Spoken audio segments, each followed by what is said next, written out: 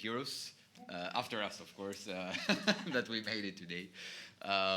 So my name is, for those who don't know me, my name is Clyde, a member of the EUSAIR Youth Council, and my responsibility today is to moderate this session called Youth at the Helm, Navigating Meaningful Participation at the Macro-Regional Strategies. So as you know, the EUSAIR Youth Council is, let's say, among the youngest structures in the EUSAIR framework, but also one of the, let's say, the youngest or the most, the youngest child among the macro-regional youth councils or / forums. But that has not meant, as you have seen in the past few days, for us to be standbyers or let's say young in what we are trying to do. As you have seen, we've been quite engaged in many different sessions at different positions throughout this forum, but also in the past 2 years almost of our existence. And what we have done also for this session as a good start is designing and writing down our own vision of what we think the Council has learned from the past 2 years, and also what we want to do in the upcoming near and midterm future in the form of this discussion paper, which outlines not only these buzzwords, but also some practical recommendations of what we would like to do and see the EUSAIR structures do with and for us together. So that's what the role of Blendi Hodai, the co-chair of the EUSAIR Youth Council, will be today. But before he does it, I'd also like to present the other colleagues joining us in the panel, starting with Ankita and Leila, which are also dear fellow members of the EUSAIR Youth Council, and then going on with Kyriakos Kourtidis. Exactly. Oh, I always praise myself for good pronunciation of languages, so I was good, yes? Yes. Joining us from the Youth Forum of the Youth Strategy for the Baltic Sea region. Exactly. And then we have Sara Herianova from the Youth Council of the Danube Strategy. And then we have Dorian Ugo from the Alpine Youth Strategy, Youth Council. So before going on to the panel discussion, I've got to give the floor to Blendi to shortly present us the position paper and what it entails. Thank you, Ladi, so much for moderating this panel. I will try in a nutshell to present in a bit what we wanted to address and what does the position paper addresses. But I remember, the first time when I read an EU strategy document, and I really thought that my English stopped working. But then after a while I understood that it was not the English, it was the strategy. So in the first impression when we started working, this is how I felt personally, and that's the importance, because that's one of the reasons why EUSAIR Youth Council was established, is that there was a promise that should have been kept, and it is being kept, that young people in the Adriatic and Ionian region would no longer be spoken about, but we will speak about ourselves, and we will no longer be consulted after the decisions are already made, but we will, be part of the process itself. And the idea of the position paper was this, to see if this, whether this promise has become a reality. And honestly, the answer is both yes and not yet. Also, the whole idea of the paper was not at all to criticize anyone in the EUSAIR structures, also to not please anyone, but to have a honest, constructive and independent assessment on what it means to engage, to connect, and to empower young people in the Adriatic and Ionian region. And the paper follows these 3 pillars from the EU Youth Strategy. That's what we did. We tried to focus how much the EU Youth Strategy has been implemented within the macro-regional framework and strategy. And it follows the 3 pillars, which is the engage, connect, and empower. And it was very interesting because we found the same pattern in all those 3 pillars, which was that we are really, day by day, we're becoming more present in the decision-making in the rooms. But presence alone, we understood that does not automatically translates into influence. So we are in the room, as you all can see, but the question is, what happens once we are there? Are we only there just because it's a checklist that we should be in the room, but do we actually have some real influence on that part. So on the pillar engage, we saw that formal access exists for young people and for the members, but the quality of engagement still varies across the thematic groups. There is in some steering groups, for example, our input really shapes and influences the outcomes, while in some of the other TSGs, the thematic groups, we are still finding the rhythm of how we should function together. And also at the same time, we were honest about ourselves, that our work first is voluntarily, but also the expectations that are placed upon it often resemble some professional commitment that we already have. Some of us are studying, some of us are working full-time jobs, and also life itself is quite a good reason. So there is also a part where, as a youth council, we struggle to reach our quorum, but that should not immediately interpreted as a lack of commitment. It also can signal that participation, if we want it to be meaningful, it must also be made sustainable.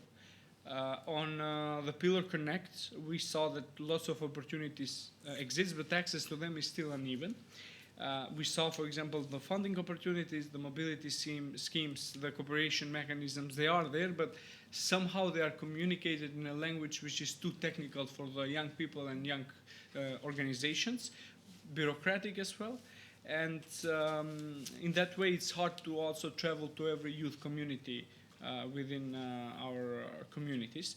And so if opportunities only reach those who are familiar with the system, I mean, including us, because we are, in that bubble, then the connectivity becomes a risk and becomes exclusive by design. So the suggestion that we had is that it should be, accessible to everyone and to all of those who are not even familiar with these kinds of opportunities. And also in the connectivity part, we saw that even though we were formed in 2024, we saw that there was no formal contacts and connections with the other youth councils from the other macro-regional strategies. That's why we wanted, and we have communicated with lots of the other youth councils in the macro-regional strategies that, we should start getting together. And we are currently doing that. We have formed a working group between all 4 macro-regional strategies, youth councils, that we will prepare our position as youth councils in regards to the new EU youth strategy that is currently prepared by the EU Commission. And the last pillar, empower, this is where the biggest contradiction still exists based on the Youth Council. We have seen that EU Commission, also the facility point, has been the biggest supporters of and sponsors of youth councils, but we have seen also that conditions for participation across the region are still not equal, and also unequal empowerment is not real empowerment. We have seen in the past that some members can fully attend and participate in the events, while some other members cannot do that. That happened in the last forum. We have seen some patterns, and that's why we decided to put it on the position paper, because it is important to state it. Yes, to end it, is what we currently ask from the position paper is that, what you have already started with the thematic briefings. We want fixed engagement cycles, not just ad hoc and occasional invitations to processes that are really important. We ask also for co-design and co-decision making, not only consultation after the decisions are already shaped. Also, we ask for clarity where our autonomy begins. So it is important for us to know when does our autonomy start and when do we need to consult the other stakeholders within the strategy. This is very important as well for this session, and the reason why it's called the Youth at the Helm Navigating Meaningful Participation in macro region is because a macro region, by definition, is something too large for any country to navigate alone. And that means the question of who helps shapes its direction matters. And the question is not anymore, whether the young people are already on the board, on the ship. We already are. But the real question is whether we will continue to remain passengers or we will become navigators, or will become only whether the participation will remain only performative or it will become really structural. Yes, we are definitely, through this position paper, we are not asking for the ship to hand it over to us as young people.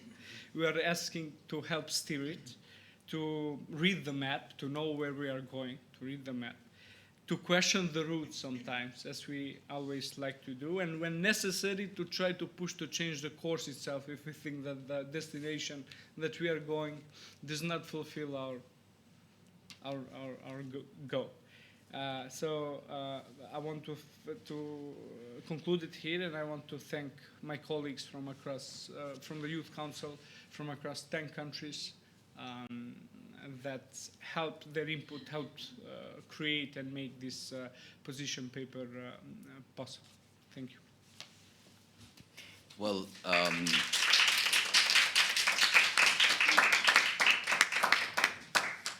thank you, Blendy, for putting more, giving more content and ground to. Well, I would invite you to stay actually also in the panel, because I know we didn't agree to this, but there you gave a lot of content also for follow-up questions afterwards in the discussion. So thank you for giving more content to, let's say, to the buzzword of what a policy paper is and what a Helm can be and what it means. So as you said, we don't want it to be handed over. We just want to also have a hand in writing it. So it's what we're going to discuss also in the follow-up panel. And then I'm very happy to also have all these colleagues from the different macro-regional strategies. And I think, as much as I'm aware, but please correct me if I'm wrong, is the first proper panel in an annual event of a macro-regional strategy that we have this cross-regional youth panel. So it's very good to have it. So it's a plus for the EUSAIR.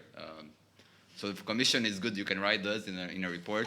But in the end of the event, we're going to come up with some better follow-up initiatives. So it's just a good start, just to be fair to it. So I've gone through all your bios and CVs when we agreed to this panel to design the questions and to match a bit my questions to your profiles. But I know some of you from before, some of you maybe are new colleagues, maybe some of you will become friends depending on how hard and pushy my questions will be.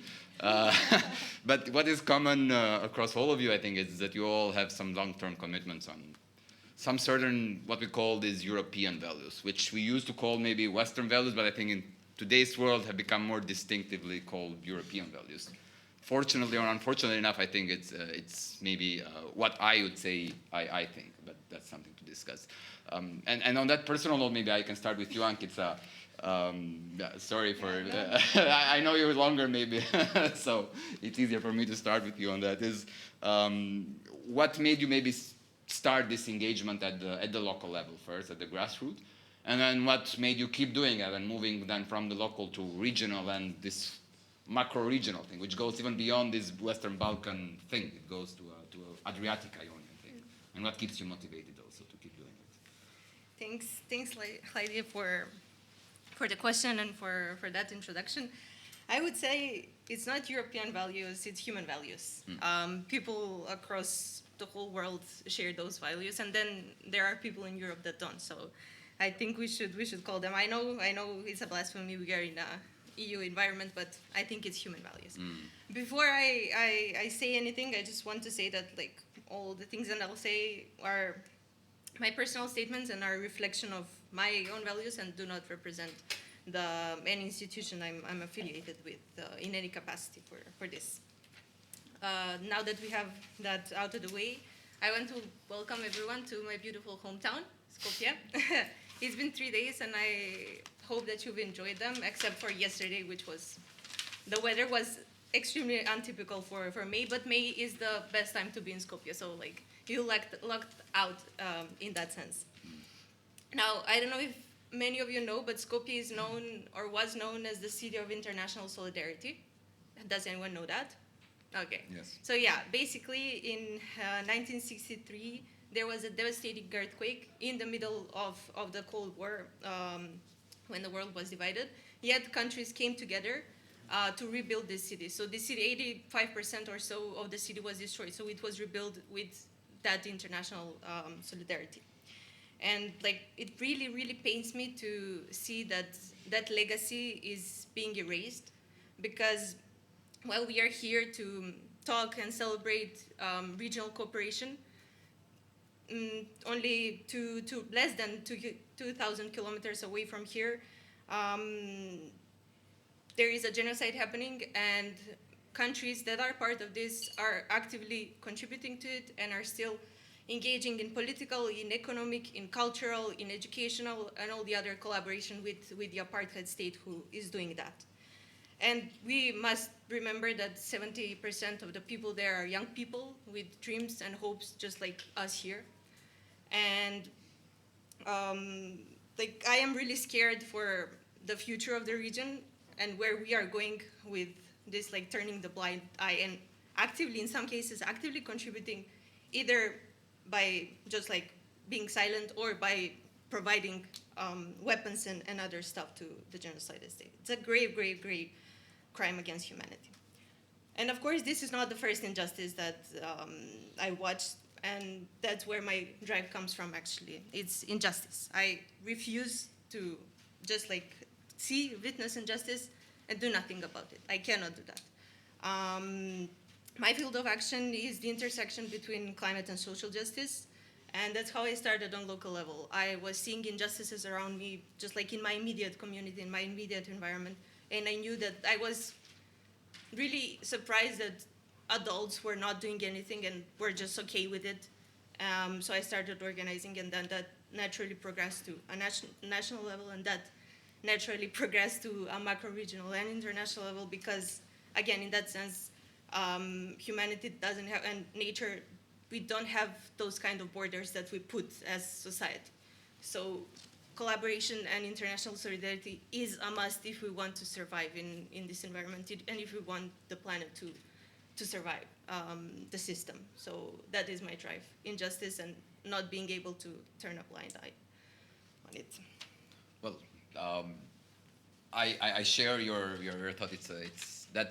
That's a very humanistic perspective, and I do share that with you. But unfortunately, yes, in today's world has become challenged, and that's unfortunate.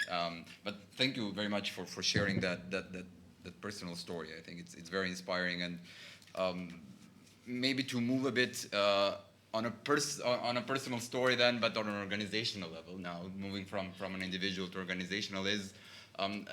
I know a bit about how some of the youth councils or forums were structured. We know, some of us know about the EUSAIR, how it was structured. It's a young one.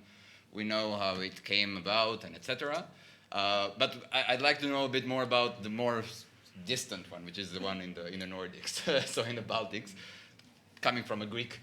So first start with that. So why a Greek talks about the Nordics maybe, and the Baltic one, and then maybe how that forum came about, and maybe how it's different from ours. So how it's maybe the dynamics differ, maybe top down or bottom up, and then how those historical dynamics maybe affect also your work now. That's the work that you have in relation with institutions in the strategy. Okay, is it working? You press. Okay, perfect. So, an origin story, mine and of the Baltic Sea Youth Forum. We know each other from 2024. Yes. We were in Brussels to draft the Declaration for the Future of Territorial Cooperation. And around that time started my journey towards territorial cooperation. And I have to say from that moment onwards, I have dedicated my professional career and my free time even to building cooperation across Europe. So I got involved with several youth councils and macro-regional strategies. I started in Romania, Bulgaria as an interim volunteer youth, so I engaged a bit with the macro-regional strategy of the Danube, and then position opened in the Baltic Sea region, so I became an Interreg officer there. But I realized that the programs were acting a bit separate with the whole macro-regional structure. So I wanted a door to get into the macro-regional perspective, and this was the Baltic Sea Region Youth Forum. It provided me with an opportunity to get to know the strategy, and also to get to know the other programs. Currently, I'm one of the officers, the best affiliated with the EU strategy for the Baltic Sea region Youth Forum, and also the other Interreg programs, and this is purely due to the Baltic Sea region Youth Forum.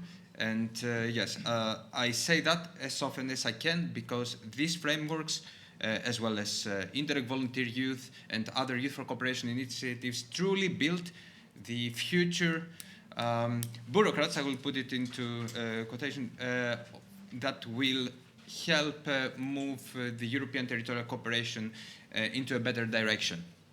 With that being said, I would like to speak a bit about the origin story of the Baltic Sea Region Youth Forum, which is a bit complicated. Yeah, for good. For good. Long time ago, some of you were not even born yet, in 1992. The Council of the Baltic Sea States was formed after the Cold War ended, because the countries in that region realized that they needed to cooperate more closely together. So they formed this council, and upon the cooperation frameworks and political priorities set by the Council of the Baltic Sea States, it was based the first macro-regional strategy in the European Union, the EU strategy for the Baltic Sea region. And there were some early youth initiatives at that time, but these were fragmented.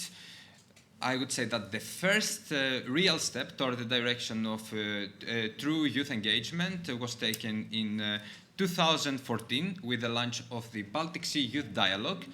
You listen a lot of initiatives from me. It's not necessary to keep them in mind, but it helps me have a bit of a structure in my mind. So the Baltic Sea Youth Dialogue is a seminar bringing together young people from across the Baltic Sea to discuss regional affairs. But meeting only once per year was not enough for the youth representatives, and this also became evident to institutional actors in the region. After that, in 2020, the Council of the Baltic Sea States, together with regional partners, managed to get a grant from Erasmus Plus of 240,000 euros, and they established the Baltic Sea Youth Platform. And this platform gathered 200 young people from across the Baltic Sea region to co-wrote in 2022 the Baltic Sea Youth Declaration. This is, I can say, our founding document, because it aligned with the 14 policy areas of the EU strategy for the Baltic Sea region and advocated for a closer cooperation with them and an integration into the macro-regional structures. And then we have another decisive moment, the most decisive moments, in 2023, where the German presidency of the Council of the Baltic Sea States gathered stakeholders together, and the Council of the Baltic Sea States decided to form the Baltic Sea Region Youth Forum. In 2023, we had our first elections, because in our Baltic Sea Region Youth Forum, we are elected. We follow a purely democratic process. And the first committee of youth representatives was established. Usually we have around 16 to 20 members. And to sum up, what began as a temporary project led to a permanent youth structure with an institutional backing of the Council of the Baltic Sea States. And now, regarding the second part of your question, whether it was a generally bottom grassroots initiative, or was it said by top-down institutional push, I can say it's a bit of both, because there was the youth enthusiasm, the demonstrated youth enthusiasm, and also there was this declaration, but also we needed the institutional backing from the Council of the Baltic Sea States. And probably this is the reason why, unlike similar youth structures, the EUSAIR Youth Council, the Danube, the Alpine, we are a bit different. On paper, there is no cooperation with the EUSB, formal cooperation. We are not embedded into the EUSBSR structure. we need to be proactive in the Baltic Sea Region Youth Forum. We are proactive, and we are approaching the strategy to involve us.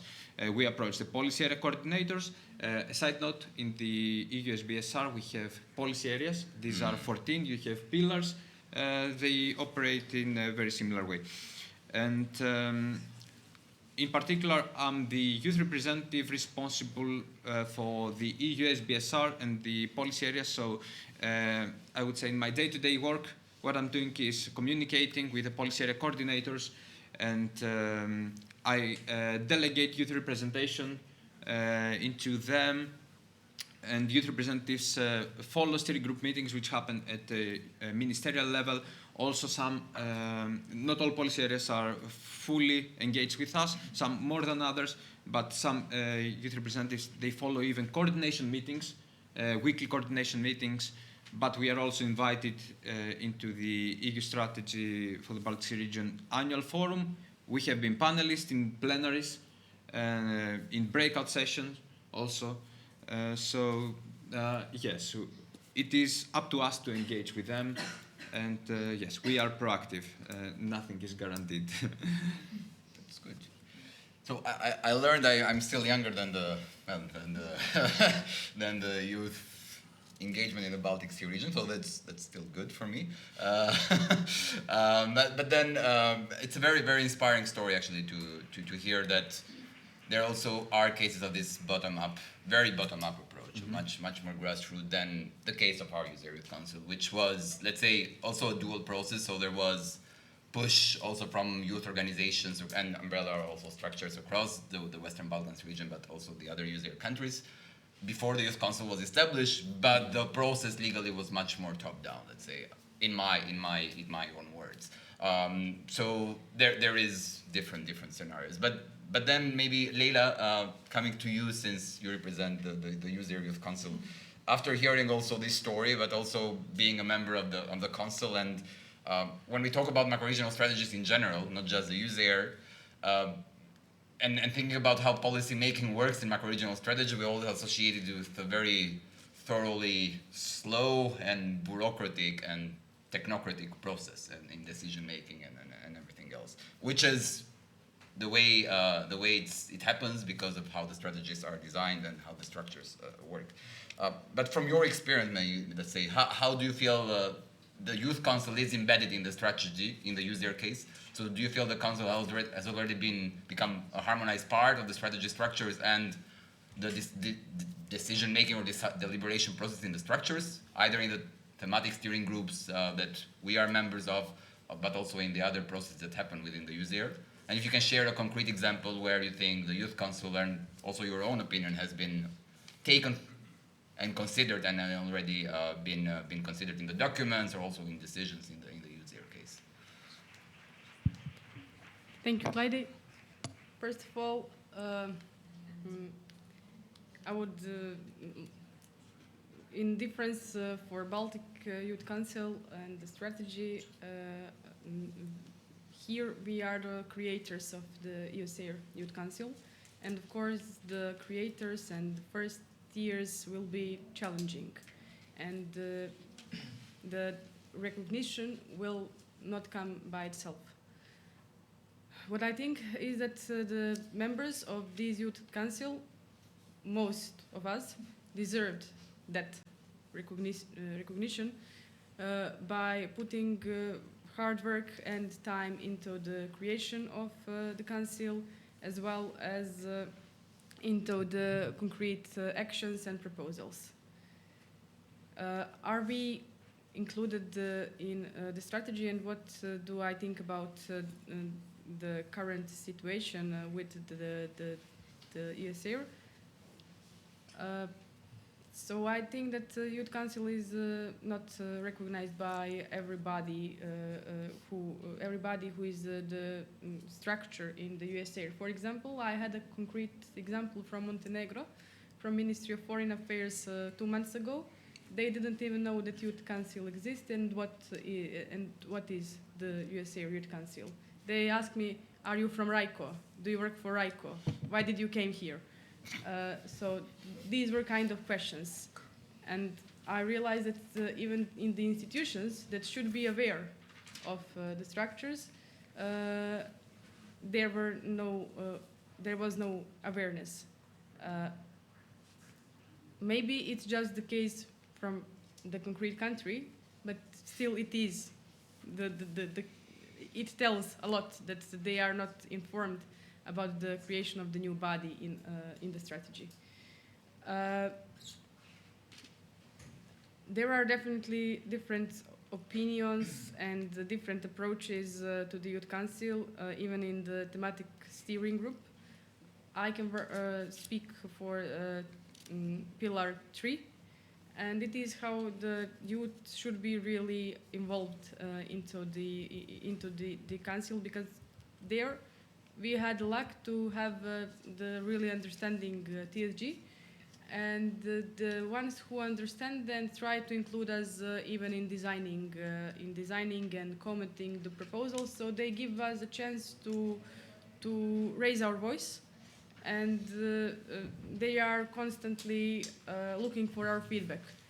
What we cannot say for every other thematic steering group. There are still, of course, challenges, and it's not about the Youth Council. It's about the people who are coordinating. Sometimes it is that we have some people in the groups that don't want to take Youth Council seriously. And when I was in Ohrid, there was a rude comment about concrete pillar and how the young people lack knowledge and information and approaches and how it should be, the action should be taken. So after that, I was in communication with our pillar, with the Youth Council, and I knew that it was impossible because especially in that pillar group we had experts in the topic that are already in the fields, and it was rude to say for young people that we are more or less not smart enough to contribute to the thematic steering group. Even if we lack some experience, it is because we are young, most of us. And there is a gap between someone who is doing things in a concrete way for years and us who are just starting.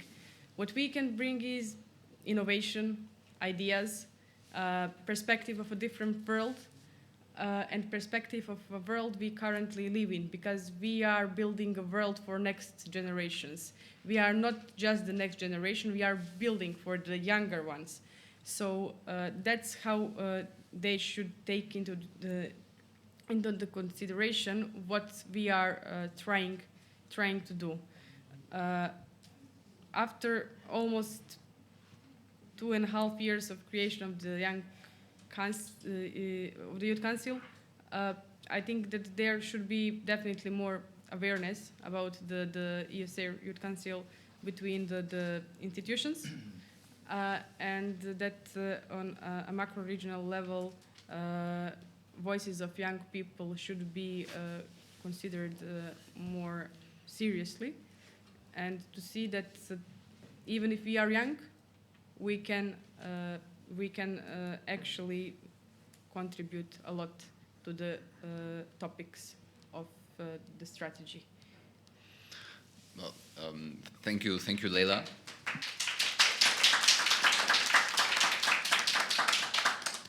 Thank you very much. And relate a bit to that, to get the experience a bit from our Alpine region. And we have Dorian from there.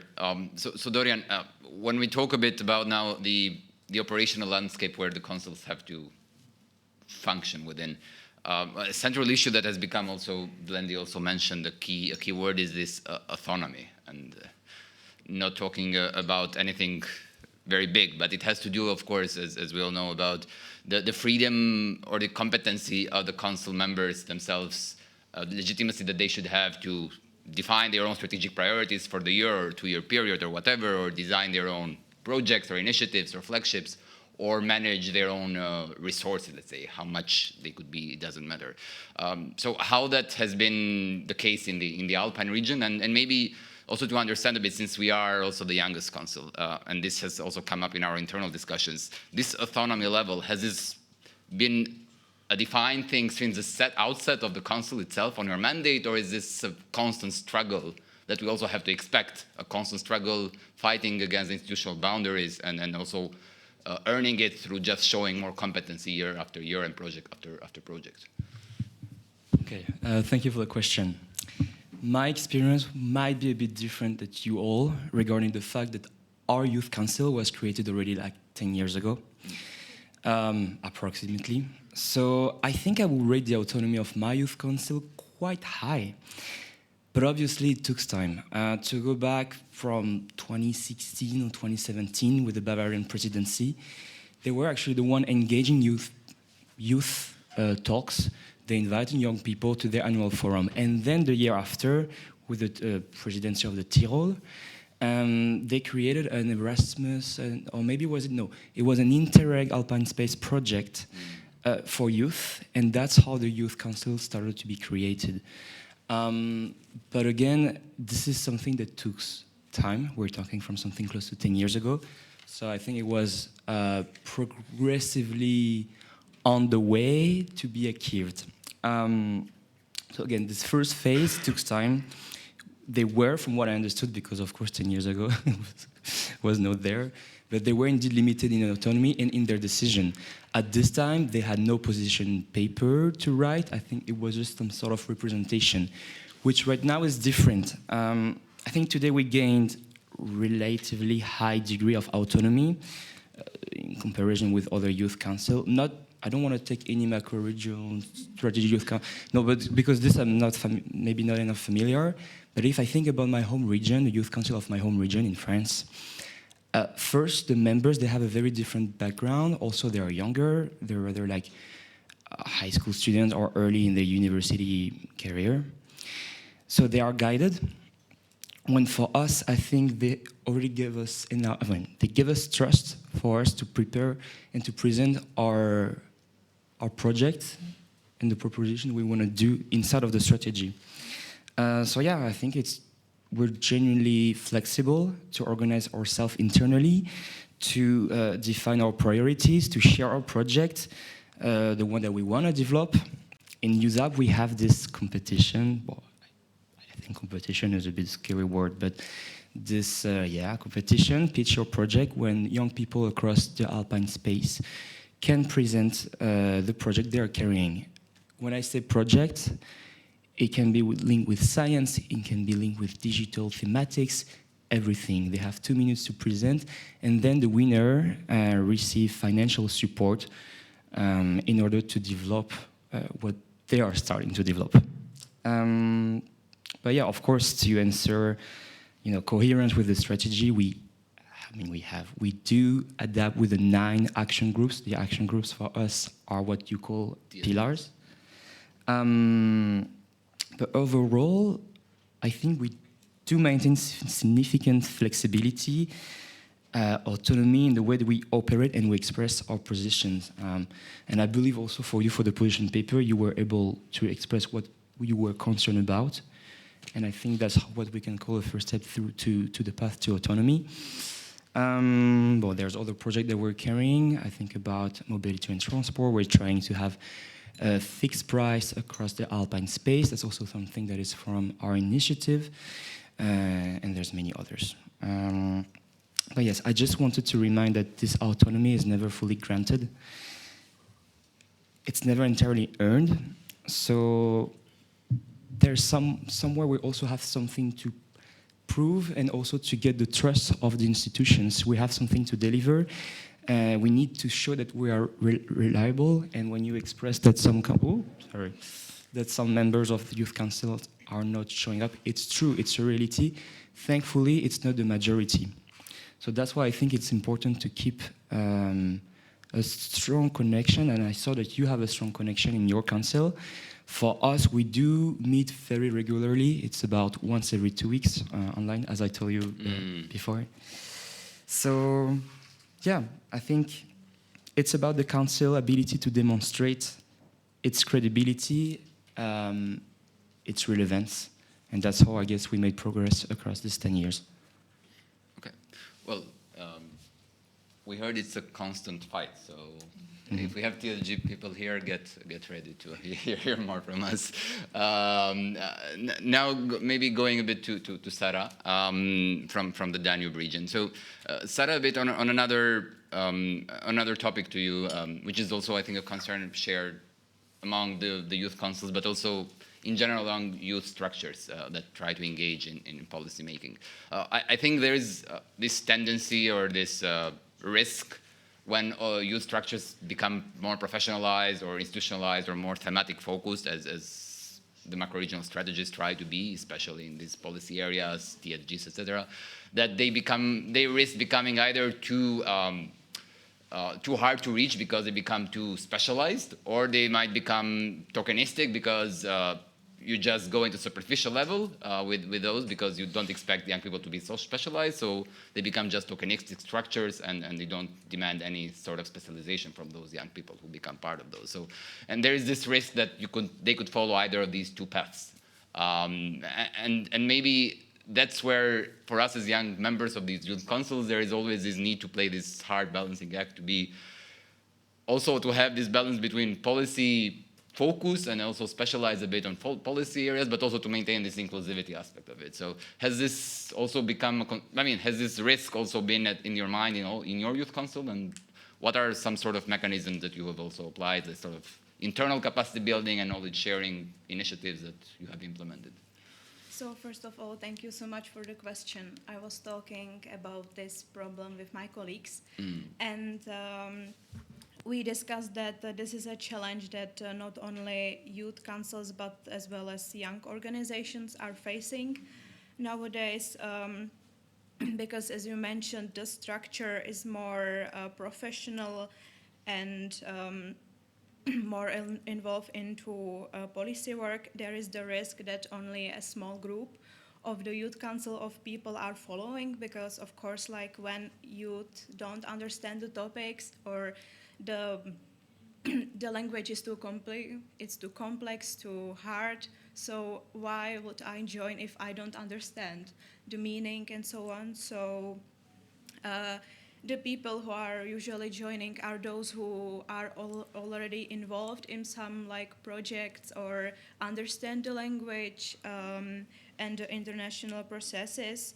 So I would say on one side, it's really important to have skilled and knowledgeable people, because it helps youth councils be taken seriously. That's one thing that we discussed with colleagues as well as from their point of view. But on the other side, when when the discussion is too technical, of course that we may feel excluded or think that those spaces aren't for us because we just don't see the involvement or we just don't understand the structure, etc.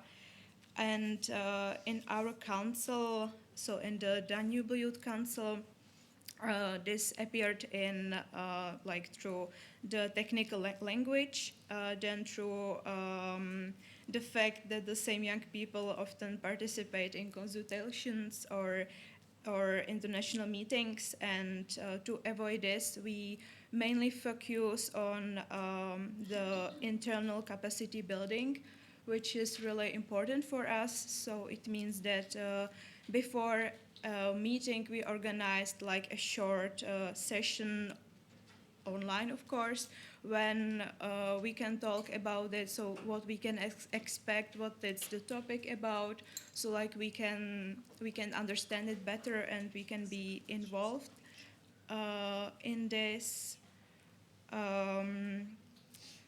Yeah, then like after the meetings, it's important to share the knowledge that we learned. So, for example, organizing some workshops or small presentations or informal discussion is important for us.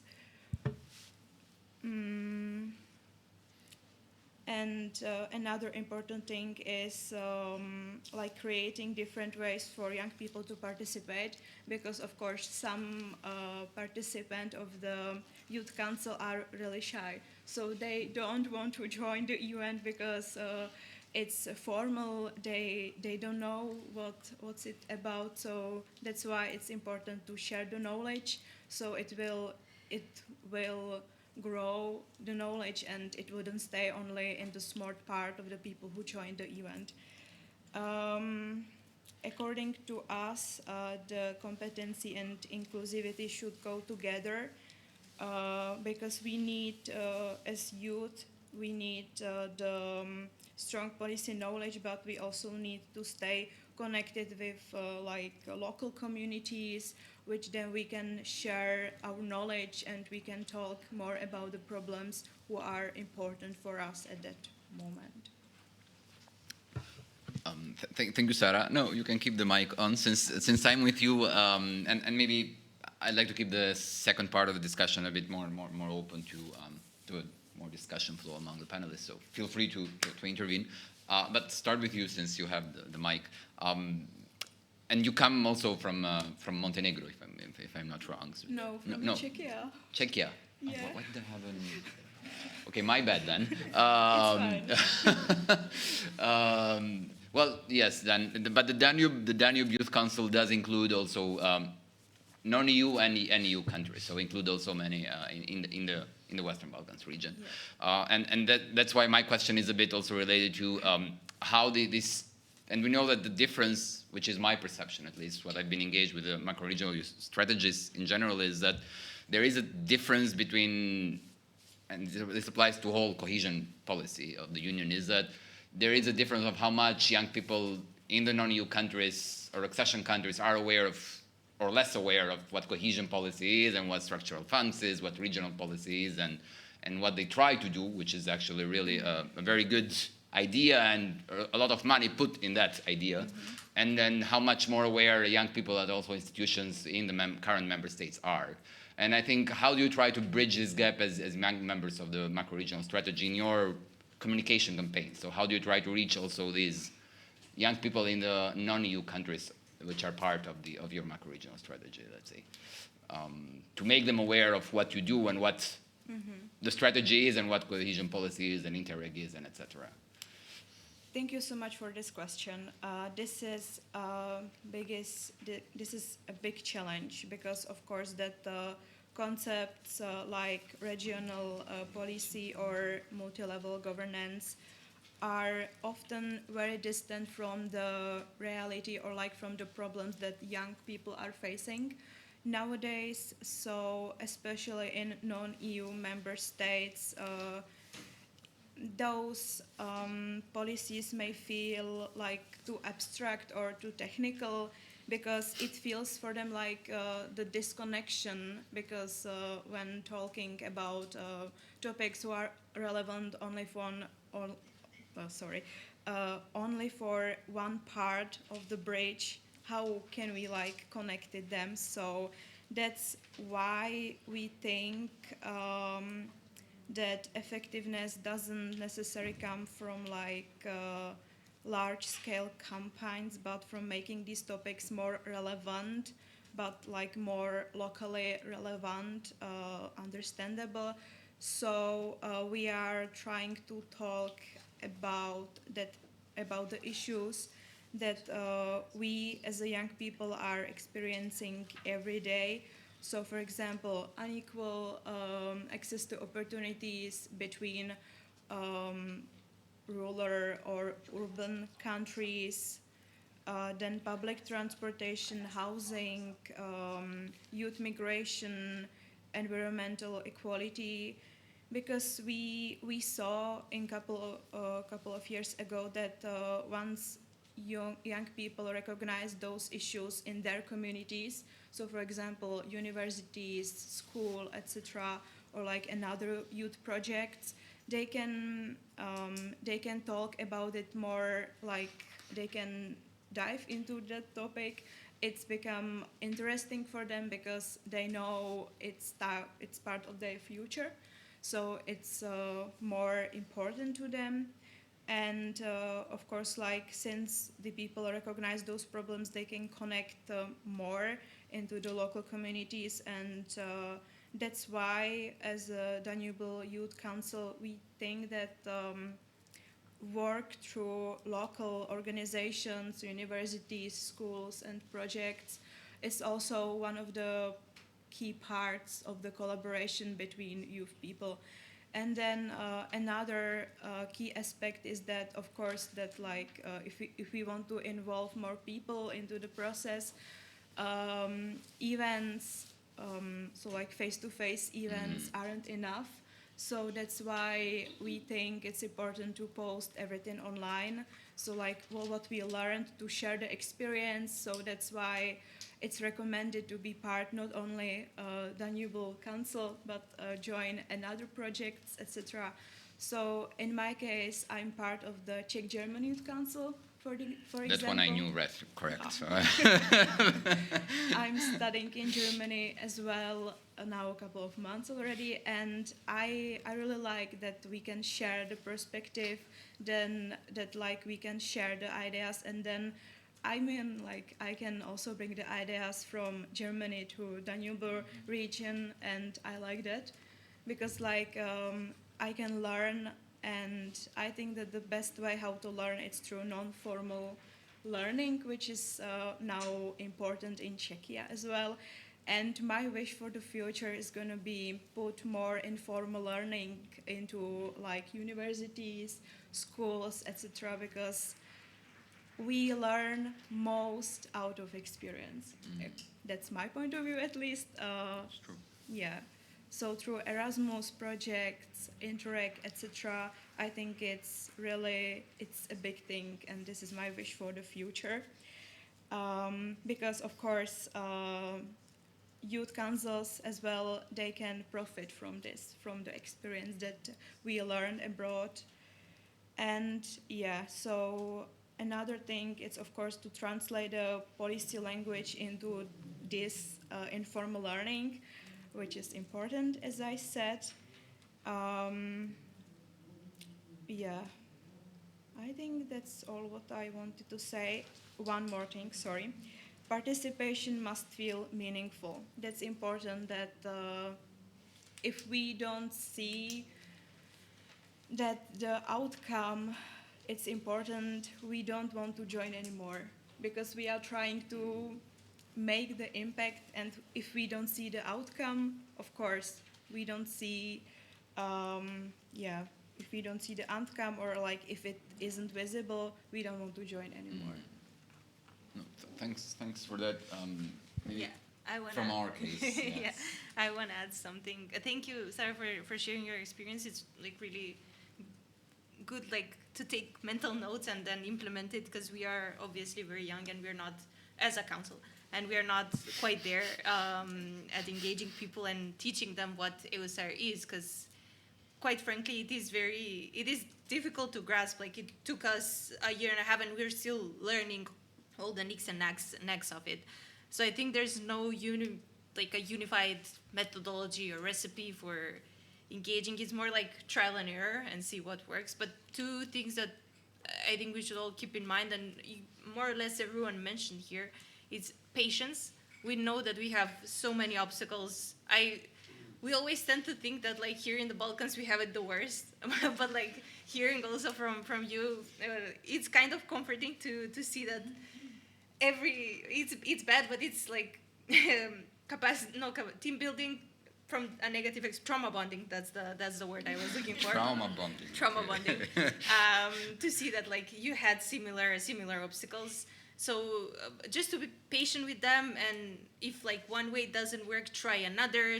Change communication styles, change the approaching, how you approach those people and those institutions. So that's one thing.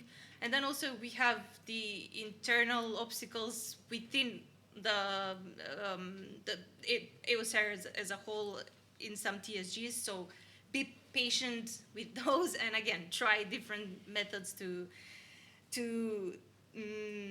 reach people, even though they underestimate you, ignoring the background and just like looking at age, looking at a young person, saying you don't know anything, sit down. And then the other one is, you mentioned it, also proper tools, because all these things, like EU as a whole is such a vast and complicated system, especially for us because we're not part of it. We've always like listened about it. We learn some parts at school, but we are not living it, so we don't know. And then like these macro-regional strategies again have so many different parts to it. So we need to learn and know them, but then we should also not stay in that bubble and remember that even if we understand those, because we've spent a year and a half learning and being on meetings and experiencing it, most, like 99% of the young people in our countries don't. So like we really need to try and make it in as simple language as possible, and I think we are doing that. Anastasia, she's not here, is doing an amazing job at like social media. Maybe Milica? No, why is no one here? Sure, they're posting. Yeah, they're working, guys. It's a very hard, yeah, but they're doing a good job. But we've just started, so thanks and please, like any other advice you have for us on how to reach people would be very welcome. Yeah, but going on with that, and we talked about the challenges a bit. I mean, a lot actually. But also the paper list, a lot of what we want to do and aspire to do, and etc. And that all needs resources. And we all know we have this, I guess, in most of these countries, we all have this earmarked funding, which is, in our case, yearly. Let's call it so yearly. And that has been the case for the past 2 years, and will be most probably the case for the next upcoming years. But that will never, let's say, be enough, even speaking optimistically. So my question maybe would be starting from you, Kyriakos, since you come from the most, I would say, as you said, the oldest, but also I'd say diversified and experienced youth council. So how has been maybe your experience in also going beyond this earmarked funding that might come? In our case, comes from the facility, which we can go beyond where that comes from. But going beyond that, so diversifying funding with third parties, either at regional, at local level, which would be even more interesting, or national one, which is in the Balkans, don't ask for that from our governments, and I'm looking to also Albania in that case there. But yeah, how has been your experience in that? And maybe also with private, maybe also in-kind support and etc. So have you had that kind of experience, and what can you give us as examples and recommendations? Okay, you ask complicated questions, but I'll try to be short because we have so many. Money? Not money. We diversify very much regarding the financial assistance to the Baltic Sea Region Youth Forum. First of all, to make things clear, we do not have a yearly funding from the EU SBSR. We do not have a formal mandate yet, although we are the main recognized macro-regional youth council by both the EU SBSR and the Council of the Baltic Sea States and the European Commission as well, the Youth for Cooperation DG Regio. So we do not have a dedicated funding, neither from the Council of the Baltic Sea States. So what happens, you will ask me. We are independent, so we rely for our coordination and our continuation to a certain degree to the Council of the Baltic Sea States. For example, our officer is an employee of the Council of the Baltic Sea States. So she's responsible to round things up, although the Committee of the Youth Representatives is also an administrative body of our youth forum, but still, since members change, we need someone who is permanent. Yes, always there.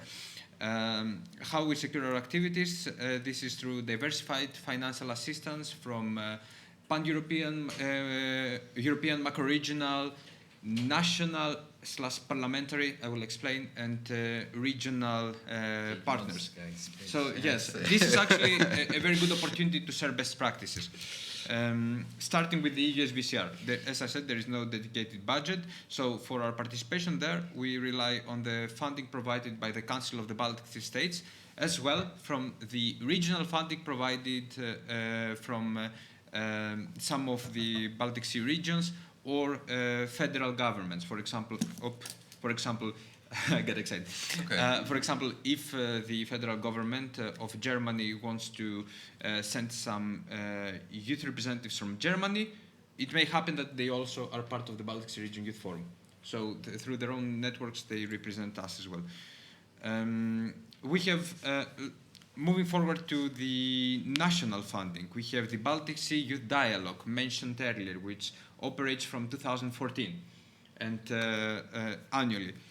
This brings together young people from all across the Baltic Sea region. This is funded by the Federal Foreign Office of Germany.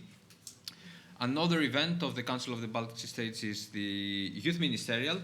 This is funded by the country holding the presidency, the rotating presidency of the Council of the Baltic States. For example, a month ago we were in Warsaw, 25 of us, and we were hosted by the Foreign Ministry of Poland.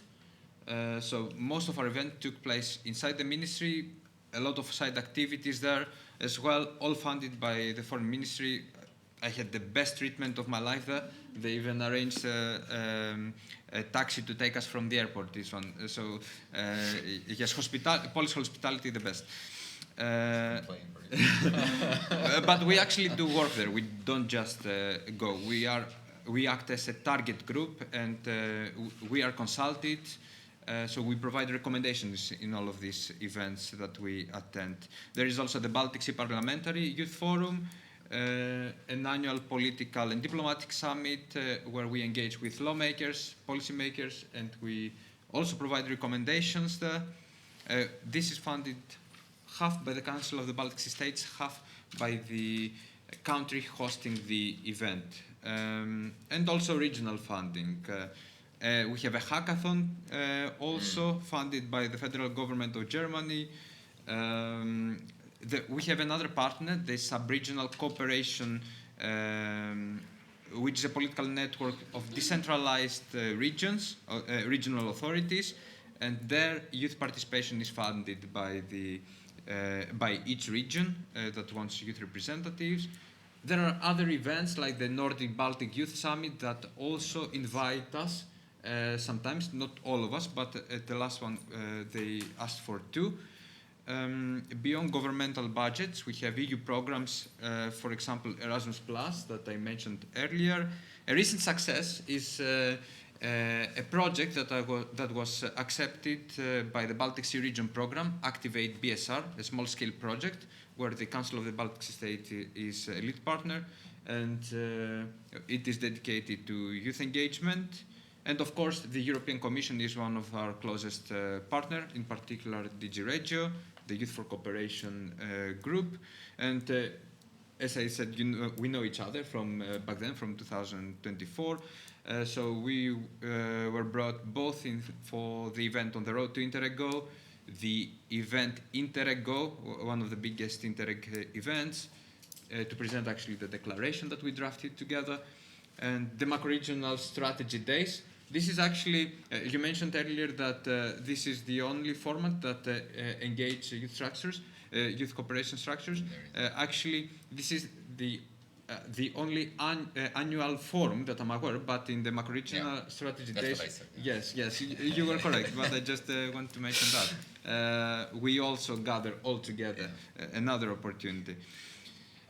But maybe to understand also for me, but also maybe for the audience. So the youth forum itself has a legal status which can apply also for youth funding and Erasmus funding, or the Council of Baltic States applies in your case, because that's also something of interest for us, maybe in the future. So. Good question. It is the Council of the Baltic States. Okay. We do not have a legal status yet. So we operate with the assistance of them. But this is actually a very common case. The Mediterranean Youth Council used to operate in a similar way. But in general, and I'm closing, we engage with actors that can provide funding for us. We very often act in a very professional manner. We join meetings where we explain the Baltic Sea Region Youth Forum, and we try to find opportunities for cooperation. In Warsaw, for example, the chair of the Baltic Sea Region Youth Forum and me got engaged with one of the biggest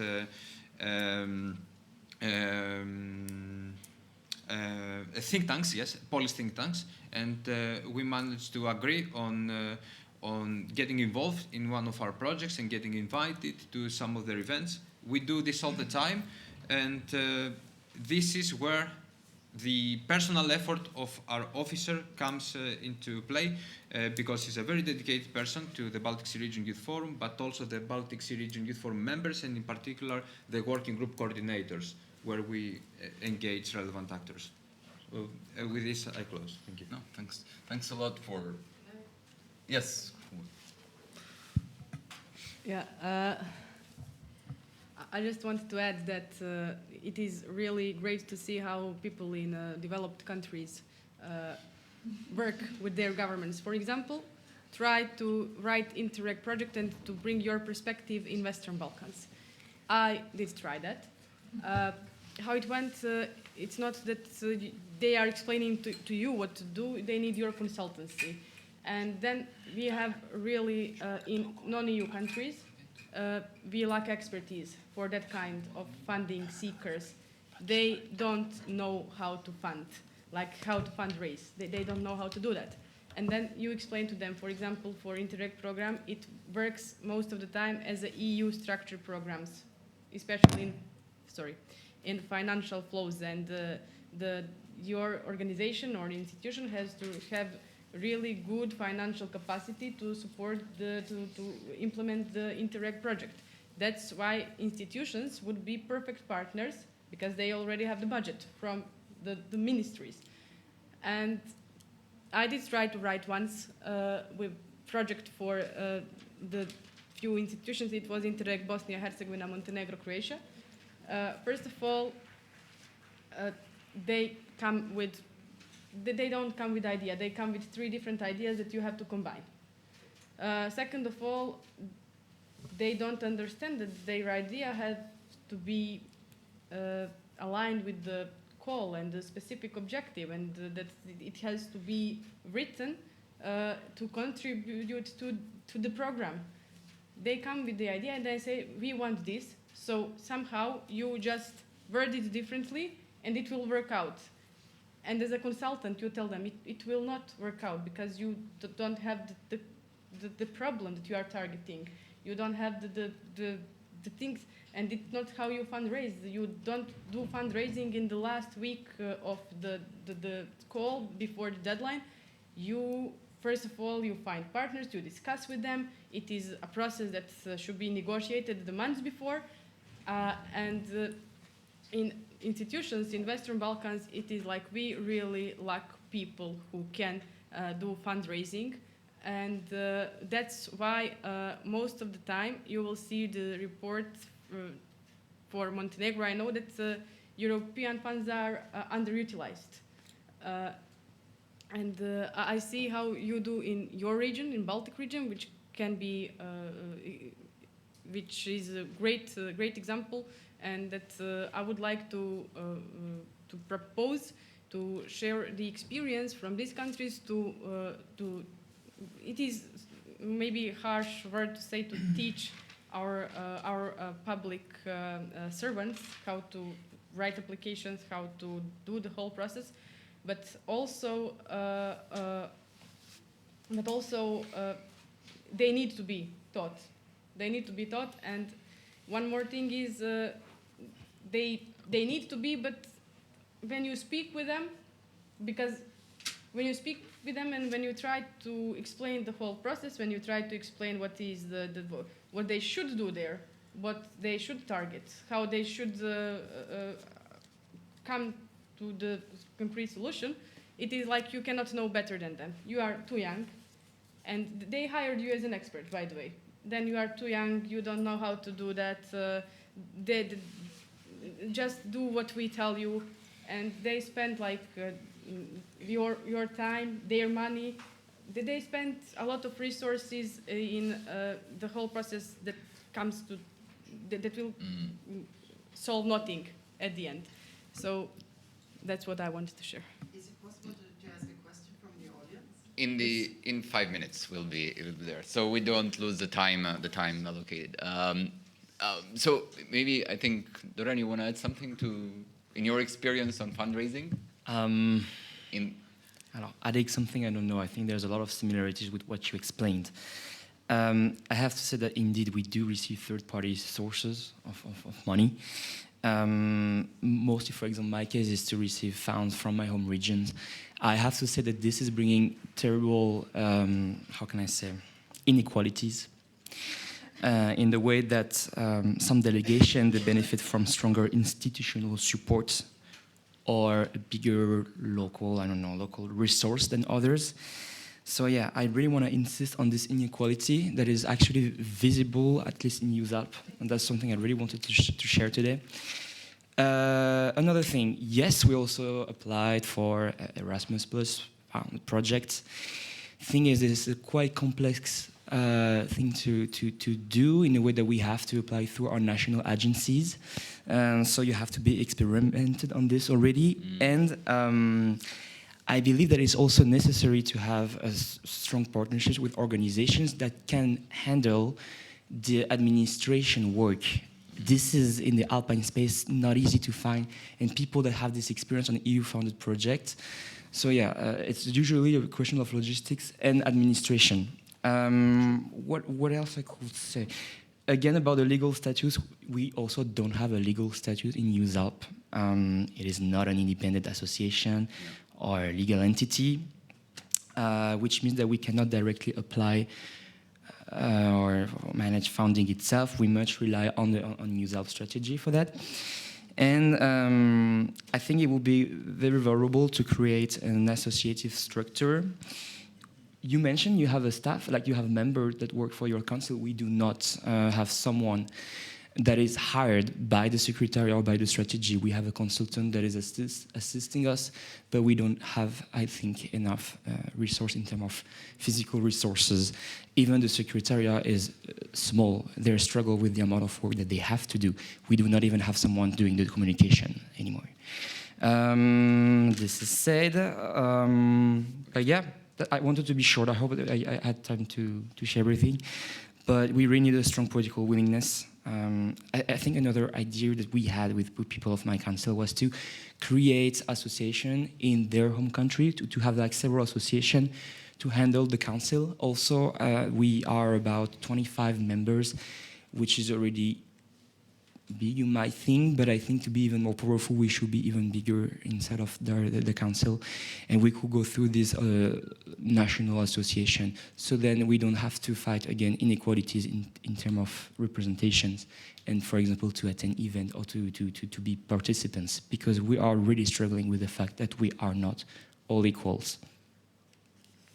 Well, thank you, Dorian. And before going to the public questions, I had one last question, but to get like 30 seconds comment maybe from each of you. I know it will be hard, but to stick to the time schedule.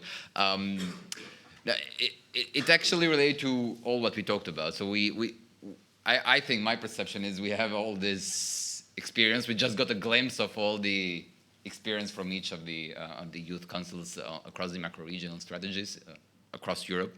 And what comes to my mind is that all this experience needs a more and a better structure to be shared across. And I think that's something I would like to get one concrete idea from each of you that you would propose to structure this better.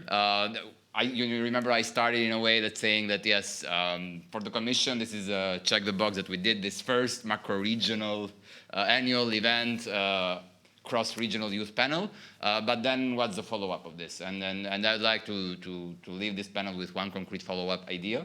And that could be either in more peer-to-peer sharing, either in a more piloting a concrete common project, either in a more monitoring structure for those initiatives that we want to jointly implement. But most importantly, I think, and that's I think from my experience working in also my everyday professional work with people from our national government, the commission, etc., their first and last question would be, what's the value for those money? So keep that in mind when giving your proposal. But maybe... Let's start from there. I want to go last. So you have the best, or you don't still yet have No, the... no, I do have an answer. Okay, let's start with Leila. I'm sorry, can you just repeat the question? What's a concrete proposal how to maybe structure better the exchange among the youth councils across the macro-regional strategies? The communication could be improved better by not just meeting on these annual forums, but also more often doing online meetings as well with other macro-regional strategies. I believe that we face different priorities. The priorities that you have in the Balkans will be different in the Baltics, like it will be different with the Alpine regions. What I personally focus the most will be obviously with climate change and transportation.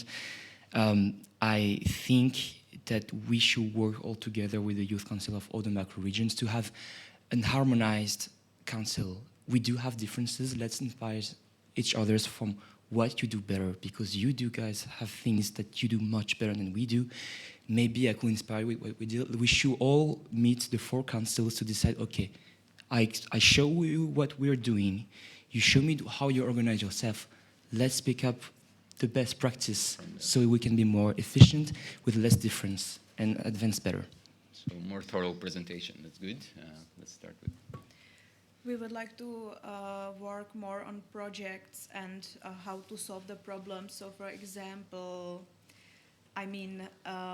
something with the informal learning, so how we can learn, how we can implement this in our regions. I know it's maybe too high and it will be hard to achieve, but think more and talk more about the problems that we have in common for the future. Thank you. We may have some differences in the way that we operate, but there are common priorities. We all want the younger generation to be more involved. And as for the priorities of the macro-regional strategies, there are certain that they are definitely very similar. For example, environment, transport, energy. So what we can do is cooperate better on these priorities. We have our working groups. You have the representation on the pillars. Let's have meetings. Let's organize online events. It's not that hard. We can do it if we have the willingness. That's my proposal. I will take a little bit more than 30 seconds. That's why I wanted also to... you are talking on this, right? Yeah. Yes. Okay. Do you want to go first? No. Because I wanted to say it's an excellent question. It's a really nice way to kind of conclude my mandate. Because if I'm not mistaken, this is my last public appearance as part of the council. So yeah, I would say we should treat it as international friendships, and let me explain what I mean. I know that I'm overly critical, and I always see the negative things. But during the past few days, I've been obviously observing what we were doing, and I was talking to the wonderful reps from the other youth councils. And at one moment, while I was riding my bike home, I was like, wow, we've really come far from last year. Because I was thinking about the forum last year. We were there, we were fairly new. We didn't know what we were doing. They didn't know what they were doing with us. We were very segregated from the rest of the forum. And then we obviously knew that this needed to change within ourselves, but also with the inclusion of the other councils. So we worked over the year.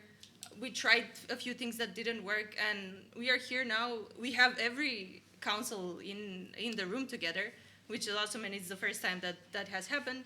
And we also are integrated in it's not segregated, you do this and we adults will do serious stuff, but we have been integrated in the sessions, which is nice.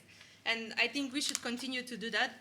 And by international friendships, I mean obviously have continuous communication. We do not live in the same place, so continuous communication online, as many of you proposed, and then the occasional reunion, the occasional meeting in person, because we still need to kind of see face to face, and it's nice now to know everyone's faces and to bring this to the next level. And with that being said, I'm really glad to have been like the first co-chair of the council, and I've made some great friendships here, and I can like live in peace knowing that most of you are people of value. No, but really, and that like you will continue, and I'm really excited to see like how the council will be shaped and to cheer you on from the benches. So yeah, that's my. If I knew you would have a farewell talk, I would have left you for the end. Now I understand why she wanted to speak last. Yeah. It was the farewell. If you don't want to break the mood, we can leave your talk after the questions. No. But yeah, you can go. As a new co-chair. It's a good Thank you for handover. paving the street for the others to continue the work. I mean, Rome wasn't built in one day, and I mean, we're gonna continue having different challenges and so on. But what I think which we should focus as something as a let's say a solution where we should focus is first, the reason why we criticize, this is so important to know. When people ask us, oh, but okay, you as young people, you always criticize. People who love you criticize. Those who don't trust you, they will not criticize. They will just tap you on the back. You did great, you were amazing, wonderful. So we criticize EUSAIR because we really love EUSAIR. That's something that's why we do that. Second, what I think is so important to do is to have this regional collaboration with the other macro-regional strategies. I think it's so crucial to get together and to see, how we can improve one another, to get the best practices from one another. That's for me key, and that's why I've insisted for so many months. Adnan knows from Sarajevo in the Danube region annual forum.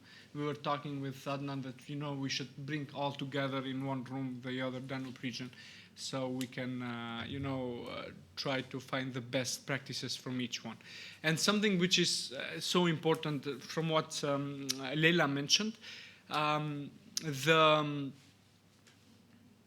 national governments that are part of the macro-regional strategies. It's so weird. I said this in Crete last year. I will again mention here. I feel that the EUSAIR identity is more part of my identity and part of us as young people than the national governments. They just come there. Sometimes they miss it with USAID. They have those prepared things about, they don't have a clue what's EUSAIR, and it's so worrying for me. We go with me in meetings to discuss about it. They think that we are some donors, we're gonna give them money.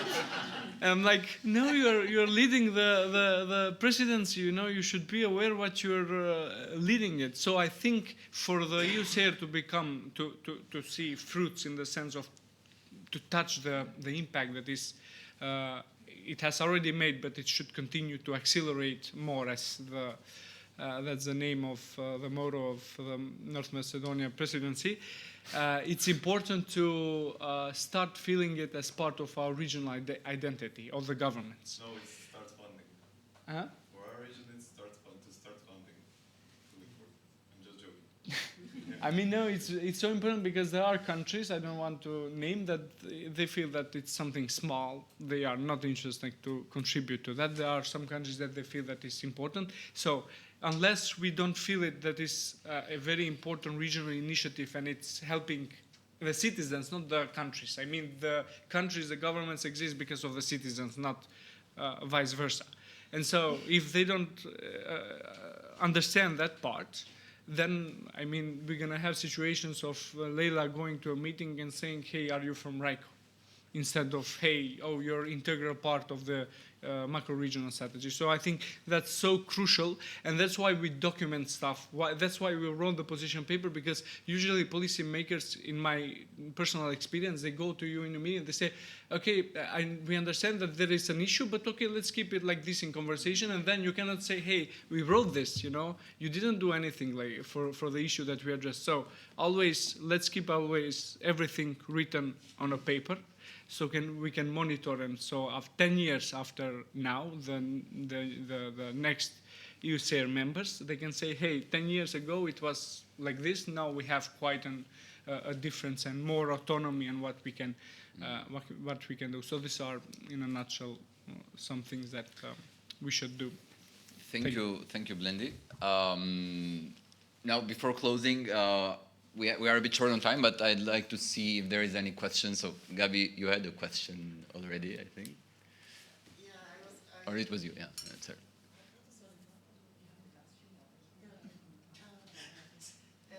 No, I just wanted to know, it just popped up in my head, Kyriakos, when you were speaking about, it was very impressive, everything that you do, the funding that you receive, all the structures that you can use. Is this in any way formalized, or is it like a tradition that you are giving further from one another within the Youth Council, which can work, but it might happen that it doesn't work anymore if the wrong persons are coming, So that just was a question that came up in my mind. Is that in any way formalized, so that you have a document saying this is the way it should function, this is how the Youth Council receives its funding, this is how, is there such a formal document? Because that could also help other youth councils maybe to see how do you formalize Good this. point. Yeah. We have terms of reference, but we do not have a formal document that specifically describes how we receive our funding. It is mostly case by case. We have our partners. We have an established partnership. I mentioned some of them. I will not repeat them, but it is up to the national governments of the Baltic Sea region countries, and through their operation within the Council of the Baltic Sea States, that we receive a lot of our funding, and of course our partners. But also that could become formalized, to your favor, that you write it down and it gets formalized, and not, because otherwise it's very Yes. easily taken away, if it suddenly happens that... Okay, this is a question actually for the policymakers, because we have the issue that we cannot get a formal mandate and institutionalization under the EUSBSR, because there are the policymakers actually that do not want to formalize. The formalization, institutionalization is a bit scary word for them. So this is the situation. We are trying our best. We advocate very often about this, but yes, we were not yet successful into formalizing what you described, a formal document with Guidelines. Yes, the organization details and the financial capacities, let's say. Yes, Gabi. Gabi Hagmüller, I'm also working at the European Commission's DG for Regional Urban Policy, and I've been following the Youth Council in the Adriatic-Ionian strategy, but also a bit from a distance the other youth councils. I have lots of questions, but I think we may need to refer those to the coffee break. But I have a piece of information that I wanted to share with you. The European Commission is about to launch a project that will provide additional support to the youth structures of all the four youth. I'm saying youth structures because precisely we don't have a formal youth Formal council, yeah. region, but the intention is really to give more support to you and to the youth councils. We have not been too vocal about this so far because we do not want to replace the support that you're getting from your national from the programs, of course, from the national structures. It's really meant to be in addition to basically enable you to meet with each other, to enable you to participate in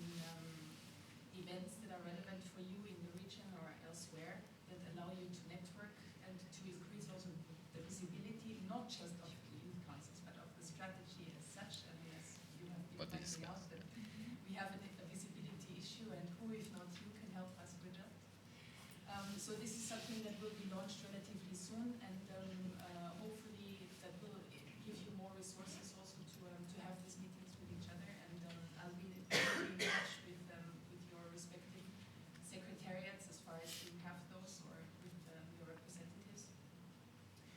And then I don't want to sound too motherly, but I think what you pointed out, Ankitsa, you've come a long way. I think we really need to recognize, I mean, how much you have delivered on this youth council. And you've mentioned the forum last year, which was your first one. And if you look at the program now, I mean, I feel very proud. I think you should feel even more proud. So I think that this is not because it happened automatically. It happened thanks to your efforts and your engagement and commitment. And well done. I think that you should really continue on this path and on this track. And you know the European Commission is there to support you. You also have plenty of allies amongst the structures, amongst the participating countries. But yes, of course, sometimes it's a bit of an uphill battle. But I think we all know that intergovernmental structures are very slow. Bureaucracies, administrations are very slow. I mean, we've all shared the frustrations. The good thing about young people is that you're still much more frustrated about it. Well, you know, the older that you get, the more you get used to it. So this is where we need your energy and frustration to keep things going. So thank you very much.